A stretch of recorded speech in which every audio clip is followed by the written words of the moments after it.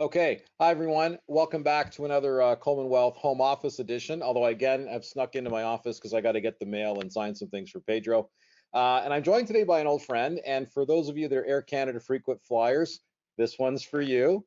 So I'm joined today by my friend Som Seif, who's the CEO and founder of Purpose Investments, and the guy who is always in front of the movie you're trying to watch on Air Canada. So Som, thanks for joining me today. It's a real privilege and pleasure to have you. Well, first, it's great to be here. I thought you were going to introduce me as the actor from the Air Canada ads, but I'm glad you didn't use that No, one. But I no, you're actually, and I know you're not the actor, and although no, many people may no, not keep know that, asking me to come. they actually Well, may listen, think you're the actor. it's great to see your face, and hopefully you're doing well, and the family's well too. Well, thank you. Yeah, we're managing through this pandemic okay, as long as the Wi-Fi stays up in my house. That's the key part of that. Yeah, I wanted to talk to you today, and I've been looking forward to this because you have really been, and you and I have known each other for a long time, and we've done panels together and things. I am wearing socks today. You're probably not, because I'll tell one quick story to the viewers. You and I did a panel together, and of course you show up, stylish guy, got the cool suit on, the cool shoes on, and I have this bumpkin has to sit next to you on this panel, and I look down, and you're not even wearing socks. That's how cool you are. So I props to you. But you have always I can't been afford them. That's why, Darren. can't afford them. Sure, they're probably invisible. Um, but you've always been, to my mind, and I think the industry's mind, like one of the biggest innovators in North America in the wealth management sector of products. You guys have always been at the front of creating a really interesting toolbox for advisors like me to go into, right? Like, for example, for clients, just so we know, several years ago, there seemed to be a bit of a schism in the industry of ETFs versus mutual funds, and quite rightly, you understood that that wasn't really the point. That was just the box No. the investment came in. So you actually created a suite of the same tool, the same investment, but in different buckets. So if I wanted to fund an ETF, whatever structure, I had it. You've led on tax efficient solutions and all kinds of things. So I think that's actually maybe a good place to start. Is what drives that, Som? How come you've decided to take the lead, and why has it been? I don't want to say easy, but like you just seem to create stuff. And I look at a lot of your competitors. I'm like, why didn't they think of that? Yeah. Where's that come Well, from? look, first, I appreciate the comment, and I'd say that to me, the number one thing is always thinking about the customer's need. And so when we look at our business and what we're trying to do as a money manager, and goes back to my first business, Claymore. It was always around solving a core problem. So my first business, which was I thought the job of a money manager was to beat the benchmark, and so you should build the best investment funds to beat the benchmark. So how did I do that? I took the best of active and the best of passive, blended them together, kept the costs low, and put it into the most efficient delivery mechanism, being the exchange traded fund model. And of course, we built a really important principle. And today we now know it as smart beta or fundamental indexing and all the rest of it. And it's really designed and redesigned the way that people are thinking about active and indexing and all the rest of it. Right. When I started Purpose, it's just taking the same principles. And I've always thought about what is the job that I'm supposed to be doing. My job is to support an advisor in building a better portfolio and an investor in building a long-term return goal that meets their liability. And so how do we do that is by focusing on, the investment process, the investment principles to get to that outcome, and designing the products that are going to get there. And it's been amazing, when you think about it, but it's not that it's easy. I don't like what I always say is I'm an engineer by background, but I'd say we're not rocket scientists. We're not putting people on the moon. It's just thinking. And when you think on behalf of what customers are telling you, so Darren, you and I will talk all the time, and you'll say something to me about, hey, we're having this trouble with this problem, or we're struggling with this issue of solving this outcome. And that will take, I'll formulate that from a conversation I'll have with you and five other advisors who say the same thing. And I'll go back to the team and I'll say, guys, there's something, if we can solve this problem, we're going to help our advisors build better portfolios, and we'll go and solve it for them. And that's how ultimately build better products, I think. And I think that's what we've been doing. Yeah, but you know what's interesting about that is that that's not what I see quite often. Quite often, I'll see one of your competitors kind of bring out a product, and I look at it and go, like, what is that for? Like, did they run a like they just kind of they maybe saw an opportunity and they jumped into it, but like it's a solution in search of a problem. They're kind of doing it in the wrong way, and our and That's our right. platform is littered with stuff that I don't think anybody should really use because it doesn't make any sense. But you guys often will come out with something. I'm like, that's interesting. And we're going to talk a little bit later on about a new one that you guys came out with that is unique, does solve a problem. And this is for all the accountants out there, because we have one that's very specific, of specific interest to that audience. But I'm going to make everybody wait. I'll tease them a little bit on that. So you guys have a full suite of investment products. You have stocks, bonds, you have private equity, you've got option-based strategies. You guys have really created, now, by the way, this is not for the home game. I know people can buy these things on their own, but generally most of this stuff is like prescription strength. Where are you seeing flows right now? Because it's always interesting to me to see what other people are doing and follow where money goes. Are there certain products you have or certain strategies you use that are seeing more interest today or maybe less interest? Because I'd like to see where the ball's going. I mean, we've seen, just to kind of go a little deeper on what you said. So we have a view that everything we do is around, delivering on a liability and outcome. So what's the purpose? And hence the name, purpose comes from what we are doing as an investment product and where does it fit into the overall portfolio. So what I'd say is there's a few things that are really relevant today.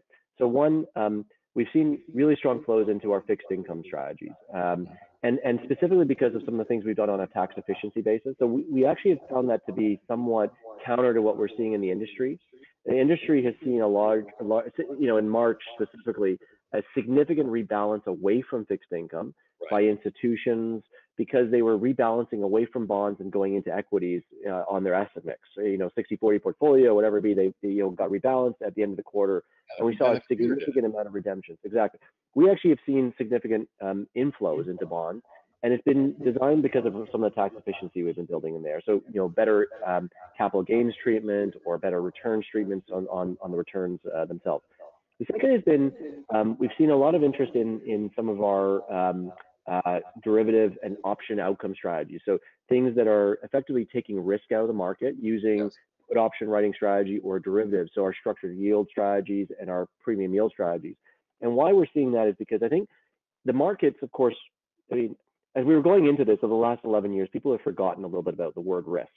I think we've all, and risk comes from two different things. It's not just, buying stocks and diversifying them across a bunch of stocks. It's also taking different ways of getting exposure to markets or assets. And so we've been doing a lot of things around, call it, taking risk out of the markets by using options and derivatives. And that was something that was really powerful, and it actually worked quite well through 2020 so far. And so we've seen some really strong interest in that kind of principle. And then lastly, I think, which is interesting, and it's more of a trade, I'd say, but it could be setting up for a longer term trade, has been gold. We've seen a significant amount of inflow into gold. With all the, call it, central bank action, with interest rates dropping so low. I mean, gold is a tricky asset for a lot of people. I'm not a gold bug. I'm not one of these fundamental people who thinks that gold's going to be worth $50,000 at some point because of inflation or hyperinflation. But I do think that gold has historically been one of those things that works well when interest rates are low, meaning that the carry of holding gold, which doesn't pay an interest, is not that expensive, against the opportunity of owning a treasury bond or something like that. And two is when you've got these risks that are going on that you just don't understand. So for example, we've taken on a significant amount of federal stimulus, central bank exposure, deficits, and all of these things could have inflationary pressures. They could have deflationary pressures. And what it says to you is that it's really hard at this time to know how this is going to play out. And in those moments, gold oftentimes becomes something that people want to go to as a safe haven. And so we've seen a really strong move in gold year to date. And as a result, we've seen a lot of interest in gold as an asset, being more and more allocated within portfolios. And so that's what we've seen in the last couple of months, pretty meaningfully. Yeah, the gold one's an interesting thing. I did a webinar a few years ago, and I might do another update to it on this YouTube type of thing, where I actually said gold is not an investment; it's an emotional disturbance, and I kind of go through why. And I've never been a gold bug like you, but I do appreciate that there are certain conditions, usually around when people are fearful, but also there's a couple of things like when we look at real yields and some other technical things where it does make sense to allocate. So we're looking at that now, saying, look, I don't like it as an investment. I think it's a terrible long-term investment. But like anything else, you got to play it when it comes. And if that's the right tool for that job, and I notice you guys have created, of course, you did it before I need it. You created something that will be something we're going to look very closely at going, if I want to pull that lever, you've already got the tool ready for me, which is an example of more forward thinking you guys do. Well, and that's the kind of thing. I mean, we did this where we went to the Royal Canadian Mint. We built a gold fund, and it's a lowest cost gold fund where it actually physically owns gold with the backed by the Royal Canadian Mint. And we did it because we did it about a year or so ago, and we did it because we said, you know, the market. Look, I've done gold funds in the years, and again, I'm not a gold bug, but I believe structurally for people who do want it, you want to get the best and most efficient way to do it. But I just always believe that like when that time comes for someone, whatever the reasoning is for getting access to a strategy, you want to have developed it to be the best strategy to get that access to. Right. And that's how we've done it. No, which is fair because on that particular topic, several years ago, the last time we did any allocation to gold, I had to go on a hunt for what all the different versions are. And many of them are, there's no gold in the thing, it's all paper, so you don't actually own gold. That's Or right. if it does own gold, it's wildly expensive to own it. So there was always a challenge to how, and I don't know if clients always appreciate that. Like you may have an idea, but implementing the idea is the tricky part. That's Like you right. can have a smart idea, but how do I actually accomplish it? Devil's in the details, right? Devil's in the Yeah. details. And to your point earlier, is it a trade or is it a strategy?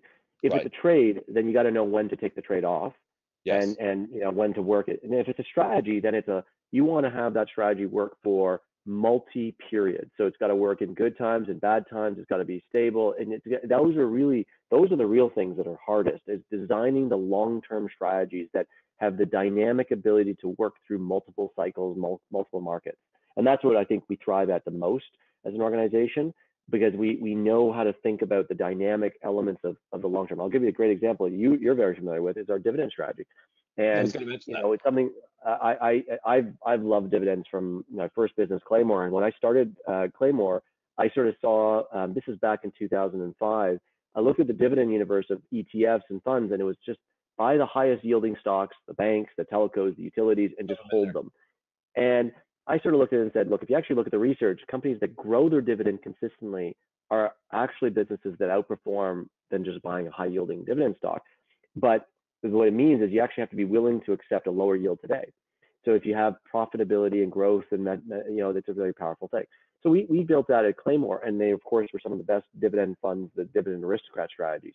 When I started Purpose, I went back to the table and said, those work really well, but it's all historical looking.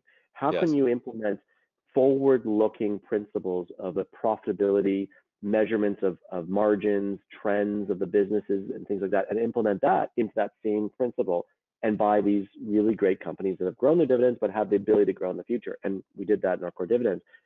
Now we're at a moment today again where I believe fundamental shifts are happening in the way that companies are going to kind of play out in the next couple of years. Yeah. So the pandemic is changing both kind of businesses and their ability to have sustainability of dividends. And two, it's also changing or accelerating trends in industries and businesses that are going out of favor and into favor. And I think it's accelerating them. So what we did actually a couple of weeks ago is we went back to the table and said, okay, what can we implement on a forward-looking basis within our universe to ensure that we can now, given the new information and the new world we're going into, ensure dividend sustainability and dividend growth within our portfolios? And we actually just implemented them a couple of weeks ago. But that's the kind of thing is you got to have the ability to step back. You got to be innovative, but not just be innovative and set it and forget it. You got to be innovative, and then you got to be thoughtful around the dynamic iteration that goes along in time with new information. That's actually very interesting because all of our clients know that, you know, the whole dividend strategy is the heart of everything we do because fundamentally what we're tasked with most of the time is helping people not just retire comfortably, but then stay comfortably retired. And the biggest challenge for retirees is how is my income off of my portfolio going to rise with all of my costs? So if we follow a dividend focused strategy, then organically the heart of the portfolio by its nature throws off rising income through time. So we were kind of ahead of the game. And I don't know if you, I think I may have told you this story years ago, but I'll tell the people watching. Years ago, I went to one of the biggest mutual fund companies in North America. My wife used to work for them, so I know the CEO really well. So hi, Rob, if you're watching.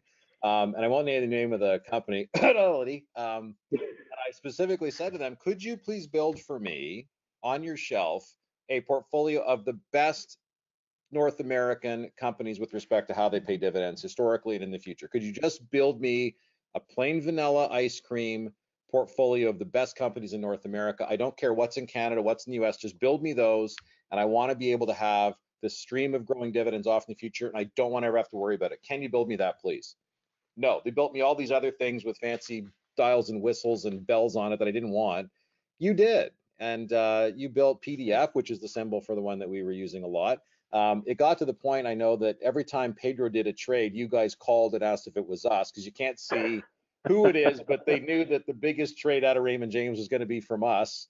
So he always thought that was funny, that, and he would often say, "Oh, I moved the price. I bought, I sold, I moved the price." I'm like, "You're a big shot, Pedro. That's awesome." Yeah, so we're big fans of that. So I'm nice. It's nice to hear that that continues to be a Yeah. strategy that you adjust, because you're right. And we have to do the same thing. We have to monitor. We have to adjust. We don't change, but you gotta maneuver, right? No. You gotta keep You it have a moving. principle. What I would say is it's like in life. You have a set of values that you believe in, and then it's all a question of as you get new data, how your values stay strong, your integrity stays strong, but your principles of how you adopt and deliver that value is very important, and that can change. And so, yeah, you're right. Like as an advisor, you're sitting there thinking about your stock portfolio. It doesn't change who you are when you make a change in your portfolio. It's the values that you embody and the kind of strategy, the principles that you present is what matters. Yeah, so actually now that's a good segue into, some of the values we have for clients are, we want to own quality, we want to be diversified, we want to be tax efficient. So that leads me to your in-kind fund that I wanted to spend a few minutes on. And again, if there are the accountants that are watching, buckle up, because we have found a solution to a problem. And for clients that have this problem, and we know who you are, we began working on how we're going to implement this for the clients that have this issue. And then the pandemic got in the way, and we've got a virus that wants to kill us, and we got snow in May, and now we got murder hornets, and we're all playing the Hunger Games. So we'll come back to this, but the idea. So set that up. I already know the answer, but I think it's good if you set up. What was the problem that you saw that led to the creation of this solution, please? Yeah, and it's a really great question, and it's not a problem that is, call it 100% of people have it or 90% of people have it. It's actually a very specific segment of investors that have this problem. But for those investors, it's a very big problem. Yes. And that is when they've made a great gain on their stock, whether it's because they were the founder of a company, they were they were an early investor in it, they were an executive at the company, whatever reason, they've earned a lot of return on their stock. It has a low cost base to it, what we call a pregnant gain. And it also represents a large component of their wealth. Right. So it could be someone who has held on to the banks for 40 years and now owns Royal Bank and TD at a very low cost basis, but it represents 10, 20, 30% of their wealth. It could be someone who worked at one of the telcos and made a great career, but now has accumulated 80, 70% of their wealth in one stock, right, because of that accumulation. But this is a real issue. They got this concentration risk, and like we've seen this, right? And they know intuitively I shouldn't do this, right? And we work with a lot of people that had lots of Nortel that if they didn't get rid of it, they found out how that movie ended. But you're right, they don't want to sell it because they don't want to pay all the taxes. So this leads to this weird, terrible decision making of I know I should diversify, but it's too expensive to diversify. But our advice is you have to, or the market could take that problem away. You've taken on way too much risk. Well, and that's really it, because when you get into the individual, retail investor or the individual, they have a tax issue, and that becomes a factor in the decisioning of diversification. And so what we said was we need to solve for that. So we actually, I'll tell you a story about innovation. So do you know that in the movie Back to the Future, when he shows up and he says, like, how did you solve the time machine? He says, I was on the in the bathroom and I fell and hit my head on the toilet, and then I came up, and when I looked at it, I saw the flex capacitor. Well, actually, that happened to me in Winnipeg, and I was in Winnipeg one day, and I was talking to my board member, and we were just going back and forth and discussing this one problem, and he had actually said, "Look, I own a bunch of RioCan, and I wish you could find a way to diversify my RioCan," and because I had a big capital gain. And I said, "Wait a minute," and I went back and I brought together a whole bunch of ideas, and I said, "I think I've got an idea." And I was on the phone with him. I just kept going. That night, I just drew it all up. It went to our accountants, our lawyers. We designed it, and we came up with an innovation called the In-Kind Fund. And now we've been actually doing this for about 5 years now, and it's been amazing. But what it principally allows for is for an investor who has this problem, they have a single stock or even a basket of stocks that represent a significant amount of their wealth, but it has a low cost basis to it, so they don't want to sell it for tax reasons. What we do is we allow them to invest that stock through what we call an in-kind exchange. It immediately allows them to roll it into any one of the purpose funds that are in our fund corp. So our dividend funds, our premium yield. Yeah, there's a menu of strategies from equities to real estate to bonds to diversifying to hedge strategies, all of the different things that are in our portfolio. So you can build a really robust portfolio. You can go from a stock to a dividend portfolio of 40 companies or 60 companies, or you can go to stock to a balanced portfolio. But then what they do is it allows you to do that without triggering a capital gain today, deferring the capital gain, so your new position actually has the same cost basis, and diversifying immediately into a broad diversified portfolio away from the single stock. So you no longer have the exposure to that individual stock anymore, and you now have the exposure to this new set portfolio. It's a very powerful strategy. It, as again, is very specific to a certain type of customer, an investor, but it's very important for that customer. We've done some amazing things for customers, from those who've made lots of money as founders to people who've made lots of money in the cannabis space, from all angles, who've been able to diversify themselves, take the risk off the table, and go into a more diversified, longer term, what we call foundational portfolio away from their single stock. No, and I totally understand that. I mean, back when Nortel was flying high, we had one client, I actually mentioned her in my book, Betty. She's passed away now, and she had 19,130 shares of Bell Canada and 19,130 shares of Nortel. I know because she had them in certificate form, and I spent 2 hours in her kitchen writing out receipts to give to her so I could take them and put them in our vault. And her cost base was nominal. She had millions of dollars of capital gains embedded.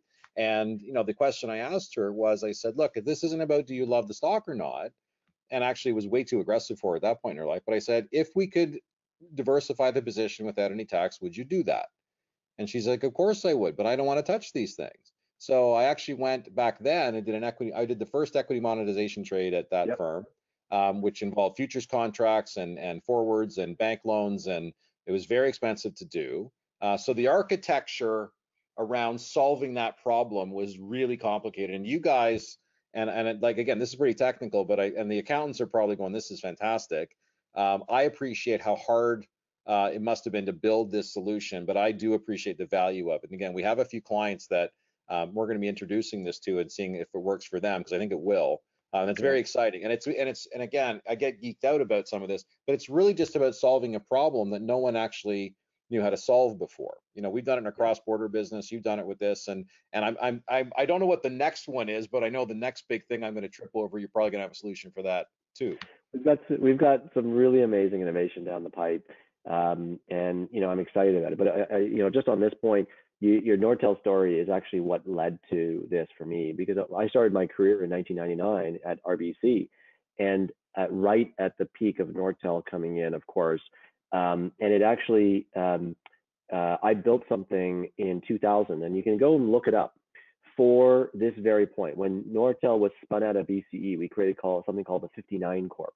And the 59 Corp was effectively allowing for all of the investors at the time that Nortel was spun out to them, because there was a lot of BCE shareholders that were, shouldn't be holding this high valued technology stock that was Betty's zero cost basis. And we're getting it. And we knew the tax was going to be an issue. So we created something called 59 Corp. And it was exactly that. It was using an exchangeable structure to allow anybody to exchange their Nortel in and get the 59 other companies of the S&P TSX company, ex Nortel. Now, here's the thing. What we learned from that, and I learned deeply, was that it would have been the best trade that never happened. And the reason it didn't happen was because when Nortel was spun out, its stock price went down by $10, because all of the institutions who were non-taxable sold. And so retail said, oh, I want to do this, but I'll do it when stock price goes back up to 120. And it never did. And as a result, from that point, we never actually got the trade done. But I'll tell you, it taught me a huge lesson. And I've been trying to solve this problem ever since. And that's what was the part that really helped me in that hotel room in Winnipeg, was the principles of that Nortel trade. That's interesting. So that Nortel thing continues. Fortunately for those of us that paid attention, does pay dividends. So we don't have the loss, we have a profit out of it. We made a coin purse out of that. Listen, I'm going to close it there. Som, that's a great way to end it, actually, where we have that in common, and we found great solutions for people. And thank you for always being a good solution provider for us. You're a great partner for me and my team. You're also a lot of fun to tease, and next time I get to be on a plane again and somebody's watching you on TV, I can go, I know that guy. They're going to go, no, you don't. But here, evidence is I do. So, Som, thank you very much. Stay well, stay safe. I can't wait to give you a hug in person whenever we're all allowed to do that again. So, Thanks, be well, my Dan. Great friend. to see you. And you too, likewise. Thank you. Okay, take care. Thanks everybody for tuning in. See you again.